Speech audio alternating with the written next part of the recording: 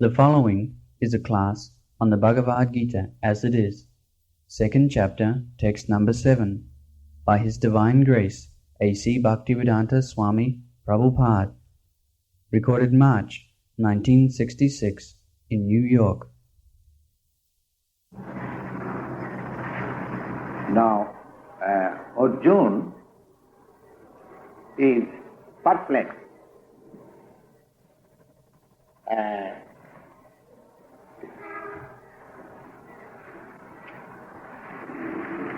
He is perplexed in the matter whether to fight or not to fight. That was his perplexity.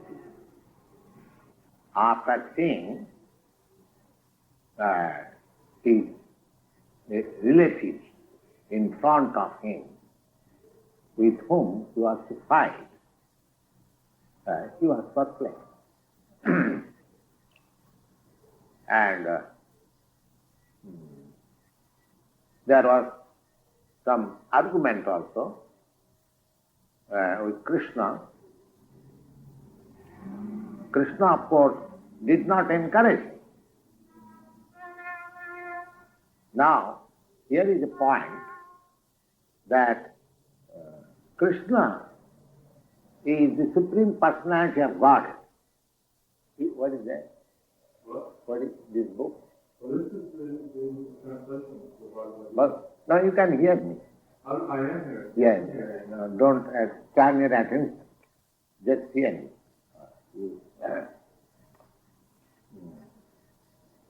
Krishna, although he is present there, the Supreme Personality of Godhead, but still he did not encourage him. From worldly point of view, when somebody says that, well, I give it up, I don't want it, I don't want to fight with my friends or my relatives, better let them enjoy, I shall forgo my claim. From worldly point of view, this is a very gentlemanly behavior. The one is foregoing his claim and for the matter of his relatives or friends. But Krishna is not encouraging that proposal. We have to mark it. Krishna is not encouraging.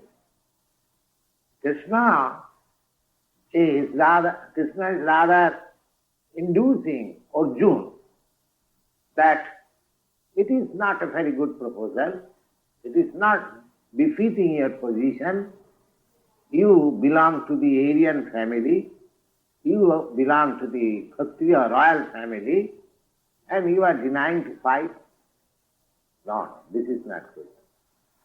And I am your friend.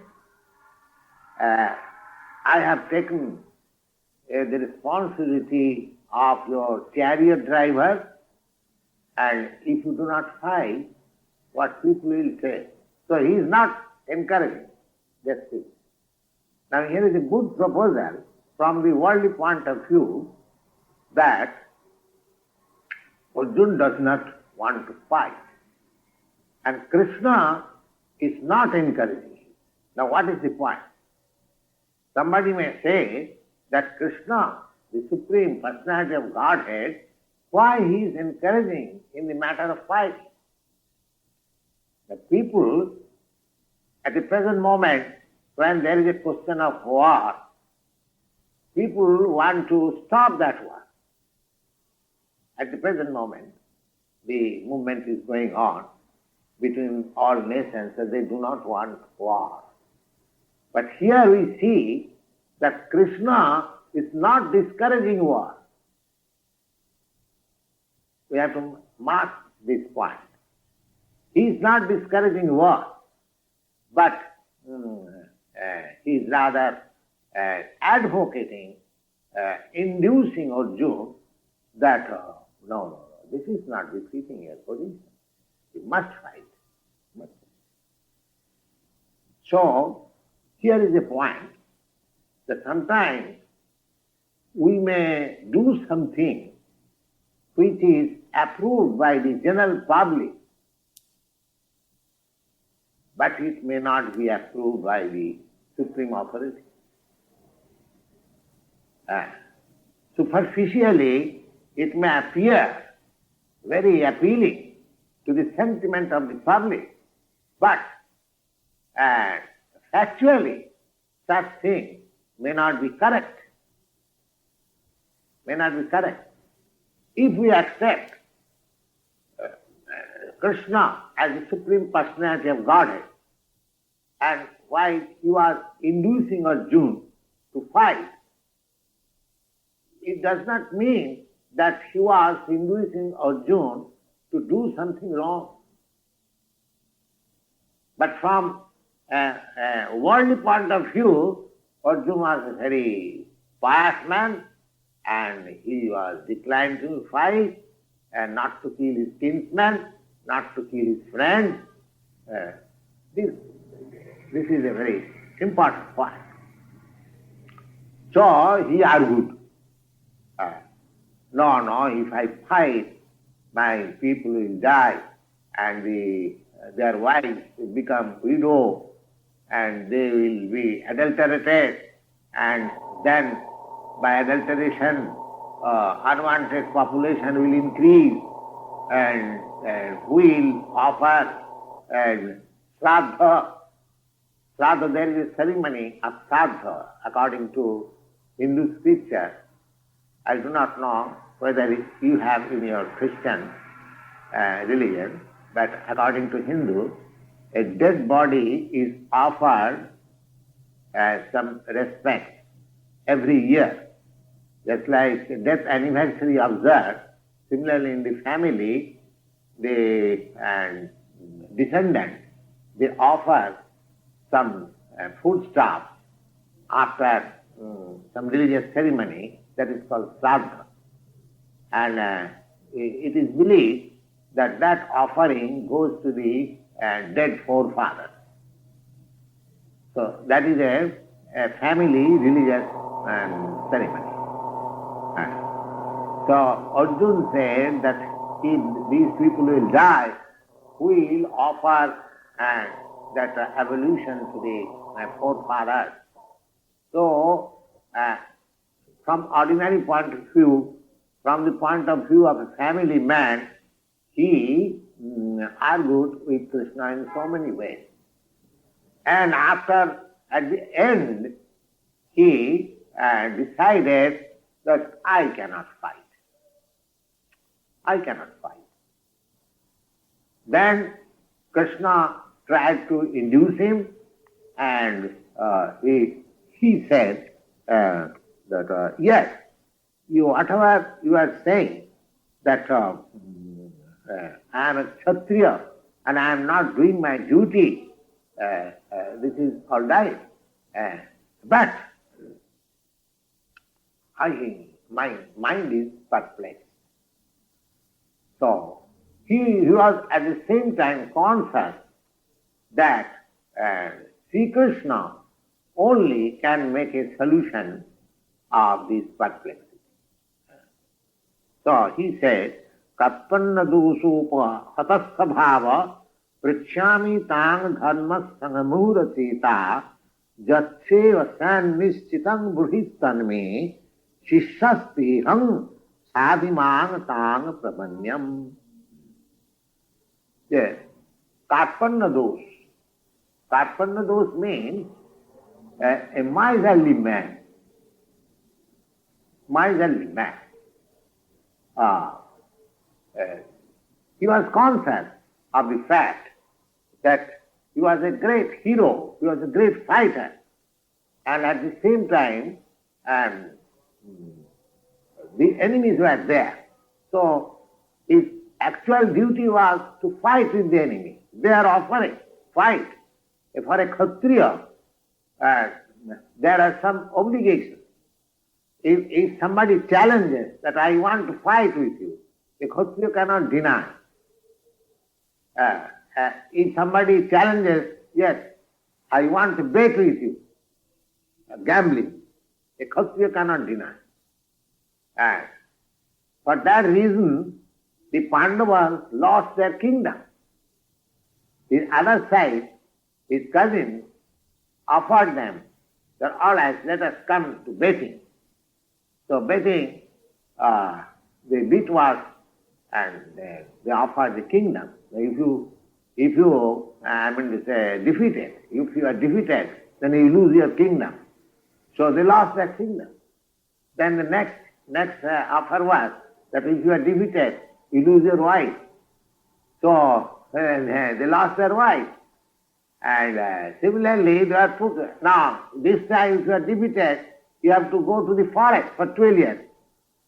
So there was a great plan behind them, and the Pandavas were defeated in so many ways, and they were harassed and embarrassed for not less than 20 years.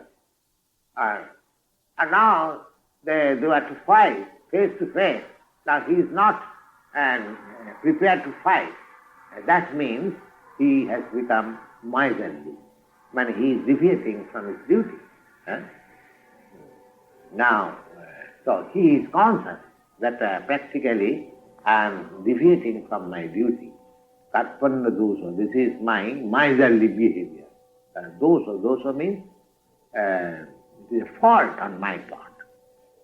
I should not have deviated from this fighting, but my sentiment does not allow me to fight with my kinsmen. So here is a perplexity. So Karpanna dosa apahata svabhava dharma sangamura cheta. Not only I am miserly, but I am deviating from my duty, dharma.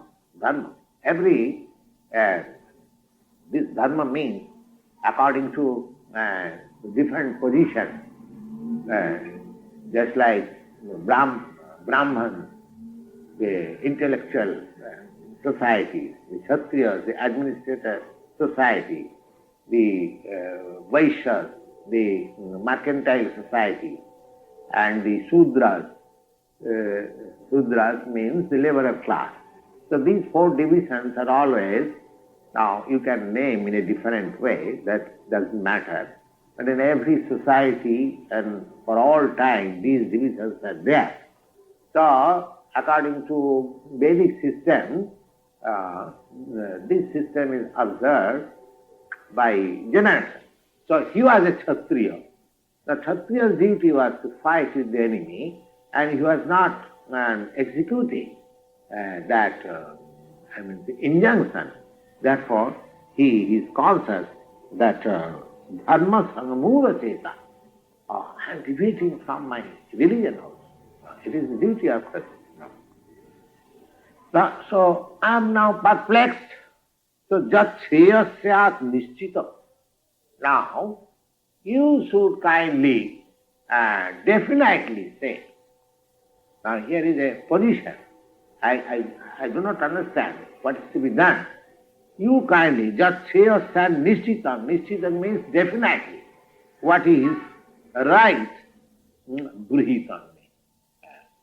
Now Krishna can say, well, I have already saying you that you should fight, but you are not carrying out the order. So he says, Sishaktihang sadimang sang prapannam. So he accepted, all right, whatever arguments you have done so far, let us forget that. Now I accept you as my spiritual master, not my friend. Now, the idea of accepting spiritual master, that is also very obligatory, you see.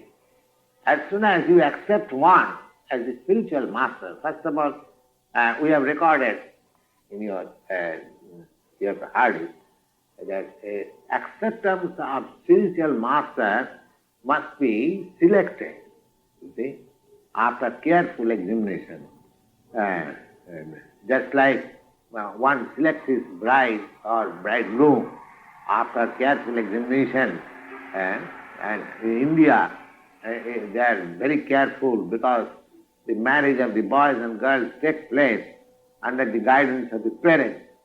So the parents very carefully see. So similarly, one has to, the acceptance of spiritual master is necessary. According to Vedic injunction, everyone should have a spiritual master. Perhaps you have seen a sacred thread. We have got sacred thread. Mr. Cohen, yes, sacred thread. That sacred thread is the sign that this person has his spiritual master. Has his spiritual master. Just like here, of course, there is no such distinction. A married girl, and according to Hindu system, they have got some sign there so that people can understand this girl is married.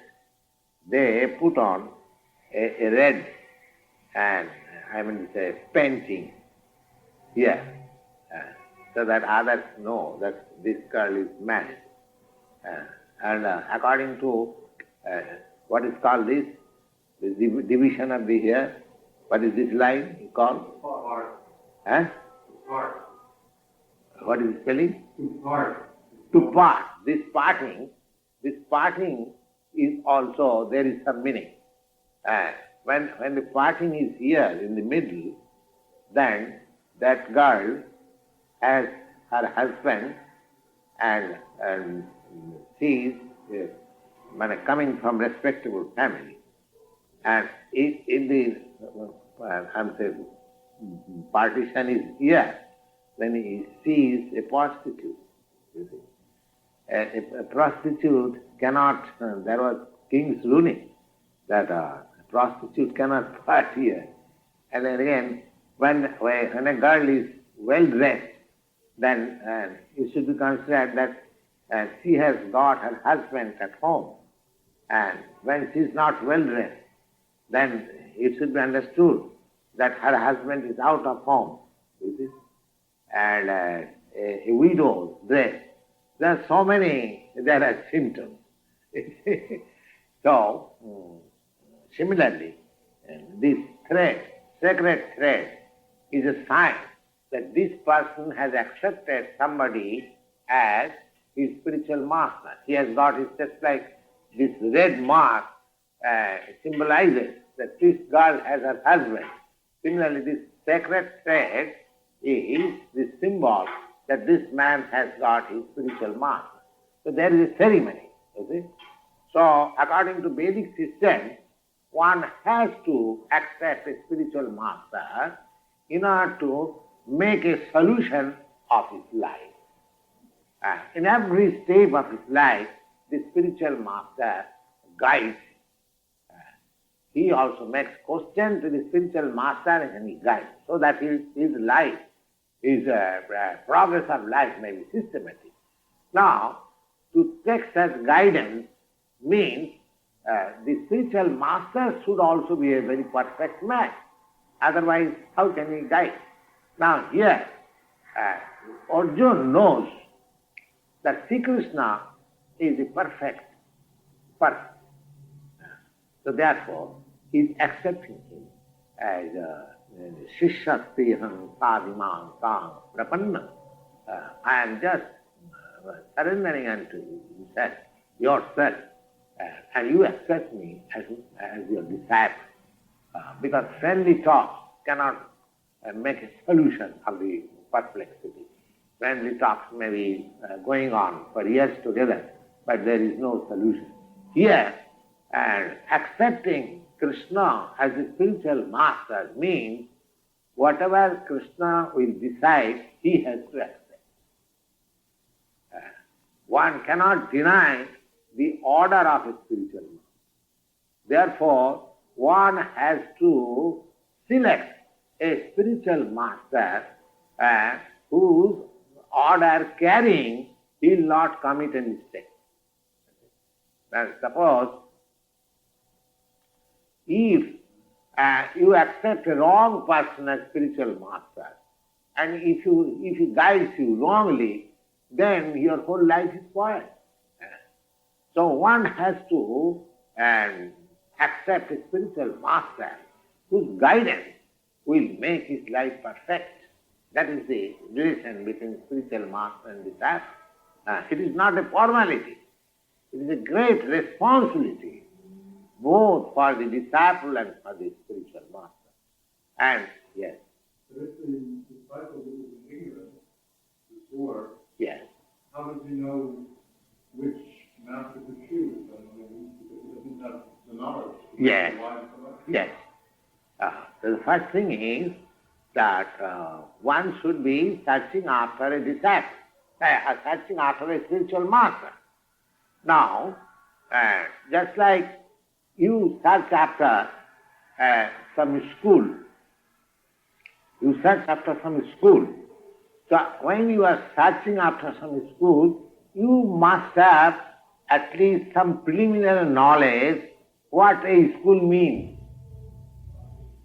You cannot search after a school and go to a cloth shop.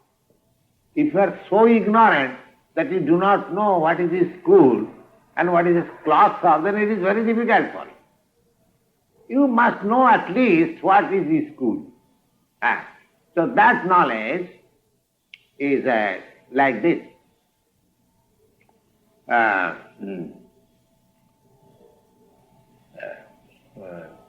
Tadvijnanatham sa gurumeva avigachet samitmani srotriyam brahman. The spiritual master is required for a person who is inquisitive to have transcendental knowledge. He requires a spiritual master. Is it? So, there is another verse in Srimad Bhagavatam, Tasmad Gurum Prapaddeta Jignasu Sreya Uttamam. Tasmad Gurum Prapaddeta. One should search after a spiritual master who is inquisitive about transcendental subject matter. So unless one is at least conversant with the preliminary knowledge of transcendental matter, that transcendental matter here you can see, Arjuna is perplexed. And now he wants a definite answer. This is the inquiry about transcendental subject matter. So every human being has to inquire. The inquiry must be there. What is that inquiry?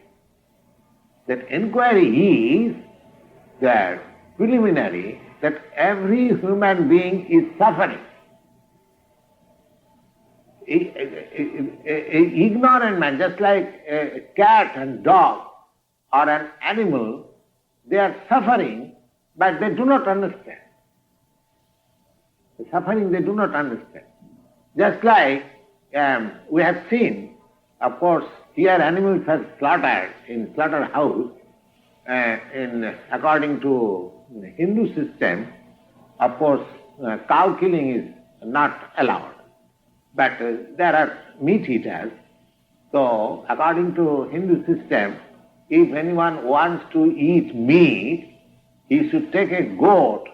According to Hindu system, only goats and lambs can be killed for meat eating. No other animal. No other animal. Cow is not forbidden. Just like the Hindus, they do not eat cow's flesh. And the Muslims, they do not eat, hog flesh, they do not eat. They have got some sentiment. But meat eating is also there in the Hindu society. But that is only by goat's meat or lamb's meat. Generally goat. Now, these goats are sacrificed before a goddess Kali. So I have seen it, that one animal is being killed slaughtered, and another animal, which will be slaughtered next, it has been given some grass and it is standing there. It has no knowledge that my next term is mine. So it is not going at. So this is animal. This is animal.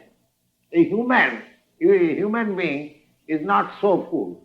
If there is sign that next time my killing is to be taken up, then at least he will protest or try to go away, something like that, you see. But there is no such thing.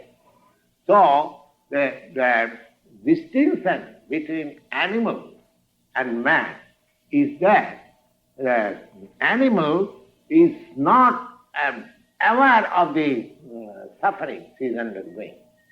There are sufferings, both for the animals and for the man. But man is conscious.